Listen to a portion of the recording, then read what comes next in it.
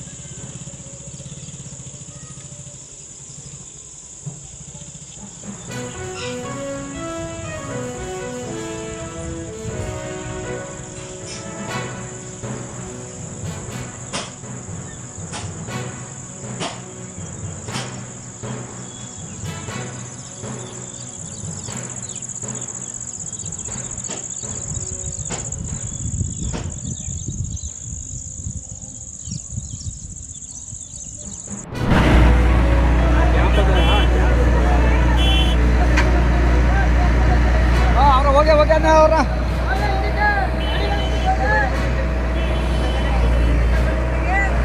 ಹಿಂದ್ಬಿಡಿ ಅಲ್ಲಾಡಕ್ಕೆಲ್ಲ ಬಿಡಿ ದನ ಬಂದ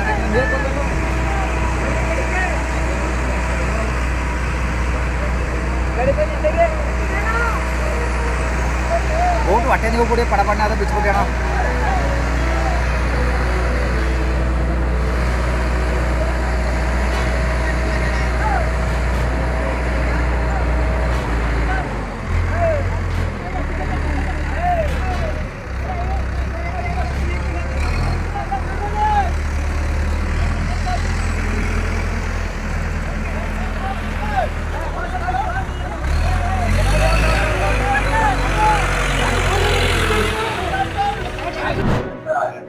ಎಲ್ಲಕ್ಕೂ ನಮ್ಮ ಸ್ಟೇಟ್ ಪೊಲೀಸ್ನಷ್ಟು ಎಫೆಕ್ಟಿವ್ ಆಗಿ ಇಲ್ಲಿವರೆಗೆ ಯಾವುದೇ ತನಿಖೆ ಕಂಪ್ಲೀಟೇ ಆಗಿಲ್ಲ CBI NIA. CBI NIA ಏನಾಗಿದೆ, ರಾಷ್ಟ್ರವ್ಯಾಪ್ತಿ ಏಜೆನ್ಸಿ ಆದ್ರಿಂದ ಅವ್ರಿಗೆ ಕೆಲಸನೂ ಜಾಸ್ತಿ ಇರುತ್ತೆ. ಬಟ್ ಆದರೆ ನನಗೆ ಕೆಲಸದ ಒತ್ತಡದಿಂದ ಆಗಿಲ್ವೋ ಇಲ್ಲಿವರೆಗೆ CBI ನಾವು ಕೊಟ್ಟಂಥವು ಯಾವುವು ಸಹ ಕಂಪ್ಲೀಟ್ ಆಗಿ ಒಂದು ಕನ್ಕ್ಲೂಷನ್ಗೆ ತೀರ್ಮಾನವೇ ಆಗಿಲ್ಲ. CIDನಲ್ಲಿ ಇಂಥವು ಸಾವಿರಾರು ನೂರಾರು ಎಲ್ಲ ಸರ್ಕಾರದಲ್ಲೂ ಸಹ ಹಂತವಾಗಿ ತೀರ್ಮಾನ ಆಗಿದೆ. ನಮ್ಮ ಅಧಿಕಾರಿಗಳು ಆಗಲಿಲ್ಲ, ಇದು ಅದನ್ನು ಮೀರಿದ್ದು ಅಂತ ಅಂದಾಗ ನಾವು ಆಟೋಮೆಟಿಕ್ಕಾಗಿ NIAಗೋ CBIಗೋ ಕೊಡಬೇಕಾಗತ್ತೆ. ಜೊತೆಗೆ ಕೋರ್ಟು ಸಹ ಸುಮ್ಮನೆ ಇರಲ್ಲ. ಸೊ ರಾಜ್ಯ ವ್ಯಾಪ್ತಿ ಮೀರಿದಾಗ ಅನಿವಾರ್ಯವಾಗಿ CBI ಮಾಡಬೇಕು. ಇದು ಆ ಥರದ್ದೇನು ಪ್ರಮೇಯ ಬರೋಲ್ಲ.